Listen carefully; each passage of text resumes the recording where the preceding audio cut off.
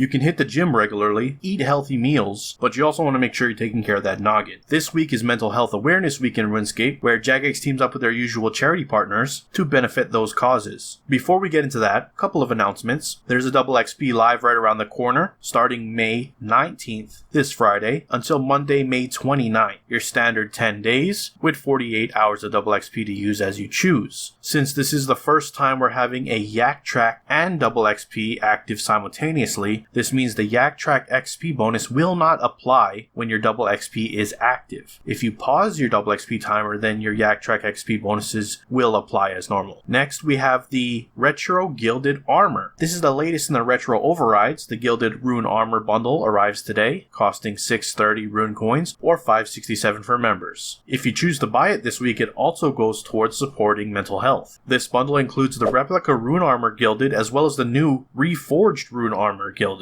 both of which contain a helm, plate body, legs, plate skirt, gauntlets, and sabatons. With this, they have officially completed all 5 winners of the retro poll, but they are not quite done yet with retro overrides. It was a very close race for the top 5, so they decided to create a 6th item, the Helm of Nitsinat. Work for it has been a little bit delayed, so they don't have an arrival date just yet, but it is coming soon. With the launch of this helmet, there'll also be a bundle together with all previous items, which you can purchase as a giant bundle, but more information on that when it's ready. Moving on, it's the last day for your Jagex account survey if you haven't done so just yet. It's been over a month since the Jagex accounts went to an open beta, so you have one more day to give your feedback. The link to the survey will be in the news post, which I will have linked in the description. Now, this month in Prime Gaming, for May, we have 5 Knowledge Bombs and an Umbral Knight outfit that you can grab on May 16th. That's tomorrow. So Prime Gaming, head on over to the usual location and pick up your reward. That said, let's look at today's game update, Mental Health Awareness Week. Each year, they like to team up with their typical charity partners, and every year, the community seems to knock it out of the park with their support. Their partner charity this year is Rise Above the Disorder, and with today's update, there are several mental health awareness bundles. Proceeds go to this charity. You have the Power Bundle for 250 Rune coins. You can buy it up to 3 times, not available to Iron Men. It'll give you the Rock of Resilience, or add 15 charges to the rock. This provides a 4% XP boost for 60 minutes and 2% XP boost to all other players nearby. 50 of each protein item, 4 medium skilling dummy crates, 2 boxes of clue scrolls, untradeable, 10 pulse cores and cinder cores, 2 aura refreshes, life refreshes, and item protection contracts. The next bundle is also 250 coins, can also be purchased up to 3 times, and you get 2 keepsake keys, 1 prismatic die, and a chameleon extract. Next, for the duration of Mental Health Awareness Week, all proceeds from items in Solomon's General Store will be donated to the charity, and there's a 10% discount on items in the Spotlight tab that are over a month old. You can also choose to donate Rune coins directly in amounts of 20, 50, 100, and 500. You won't get any in-game items or benefits, but you'll receive the Giving title if you donate 100 Rune coins in one go. Further donations taking you up to 500 Rune coins will unlock the title The Altruistic. Do note that the 500 donation alone will not unlock the Giving automatically. You must purchase one as a 100 Rune coin bundle. And once again, all of the proceeds will go to the Rise Above the Disorder charity, a non-profit covering the cost of mental health care for people all over the world. Anyways, if you enjoyed the video so far, please hit that like button. If you're not subscribed yet and you'd like to stay up to date on all things RuneScape related, then hit that subscribe button. Thank you. With that said, we're going to close out the video by looking at the patch notes and see what's been updated with today's update. So let's check it out. Starting off with some graphical area update bug fixes. Fixed an issue that caused Trindine to not spawn during Azanadra's quest, restored the cave entrance for Song from the Depths, and spruced it up better to match its new environment. The curator has been returned to Birthorpe after his holiday around the refreshed Karamja. Mosley Harmless, Harmony Island, and Evil Bob's Island have had a prune along their palm trees. Remove some force walk tiles at the Karamja volcano near the Tsar City entrance. Remove some force walk tiles at the back of the Karamja volcano. When players fail the agility shortcut east of Shiloh Village, they will no longer get stuck in the terrain. The Mud Skipper Point hidey hole has been re-added. You can no longer use the gangplank at Captain Barnaby's ship in East Ardoin. The Brimhaven trips are still accessible from the captain himself. Remove removed some bad blocking around the Musa Point grapple, fixed a rock clipping issue at Zambo's building in Musa Point, and there's no more textures floating in the air at Musa Point Northern Dock. Next up, Nick the Trader has been moved to Fort for Rune 3. A couple of treasure hunter fixes. Protean memories have been reworked. They now behave like Protean essence, and the player has to take them to a divination crater to use them. They have also sped up their usage from 8 ticks to 7 per Protean. Their XP has also been buffed by about 60%. Protean memories can now be handed in at rifts. Each rift has a level requirement for the Protean that matches the level of the wisp around it. XP scales with this requirement. Remove the Cursed Wisp teleport from the Elite Divination outfit. Added a new XP rate for Elder Divination approximately halfway between level 70 and 80 Protean memory values. Moving on to some general changes, they updated models for skeletons, zombies, giant rats within the wilderness, giving them the new Unwelcome Guests model. Dark Beasts, excluding the Revenant Dark Beast and the Helm of Darkness Dark Beast emote, have been graphically updated. Dark Beasts no longer inexplicitly shoot a fireball at the player. Elite Dark Beast special attack now has a longer telegraph period and can be evaded if more than 3 tiles away from when they roar. Change the Duke/Duchess title to be unlocked as part of the new Foundations mini quest rather than on Solomon General Store. If you have already completed the quest, these titles will automatically be unlocked. A few remaining Dark Warriors that stayed at their fort have died. Players can no longer switch which item they are buying or selling when editing a Grand Exchange offer. Fixed an issue where tongs were missing from the player's tool belt. Sir Owen and Surreptitious no longer remain by a safe in Falador Castle if you skip their dialogue during as an Agile quest. Corrected tooltips for crystal equipment unlocks in the skill guide menu. They now have the correct gear pieces. The Frost Dragon dungeon entry in the Dungeoneering skill guide was showing a Pit Iron Dragon icon instead. This has been updated. Spiritual Warriors, Rangers, and Mages now have the correct tooltip in the Slayer skill guide. And lastly, they corrected Balony to Balcony at a stage in the City of Sentistan quest journal. And that is it for your patch notes. Links to everything discussed in this video will be down in the description below. If you missed last week's video covering the previous update, then it'll be on screen right now. Click on that. Looking forward to seeing you there, and if not, I will see you with the next game update. And with that, I'm out. Aloha.